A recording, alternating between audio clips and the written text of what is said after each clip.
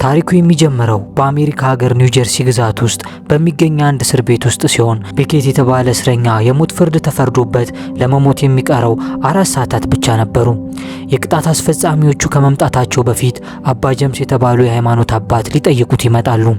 ቤኬት ከመሞቱ በፊት ለመመገብ የሚፈልገውን የመጨረሻ ምግብ መመገቡን ሲጠይቁት እኔ የፈለግኩት የቾኮሌት ጣፋጭ ነበር፣ እነርሱ ግን የቺዝ ኬክ አመጡልኝ በማለት በረጋ መንፈስ ሆኖ ይነግራቸዋል።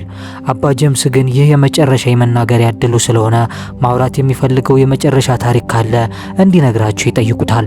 ቤኬትም ትንሽ አሰብ አደረገና ሰዎች ስለኔ ብዙ ወሬ ሰምቶ ሊሆን ይችላል፣ የሚያውቁት እውነታ ግን ከዚያ እጅግ የራቀና አሳዛኝ ነው በማለት ታሪኩን መተረክ ይጀምራል። ከብዙ ዓመታት በፊት እናቱ ሜሪ የ19 ቢሊዮን ዶላር የሀብት ባለቤት በሆነው የሬድፊሎ ቅንጡ ቤተሰብ ውስጥ ትኖር ነበር። ከዕለታት በአንዱ ቀን በአንድ የድግስ ግብዣ ላይ ጋሪ የተባለ የሙዚቃ መሳሪያ ተጫዋች አየችና በቅጽበት በፍቅር ይወድቃሉ።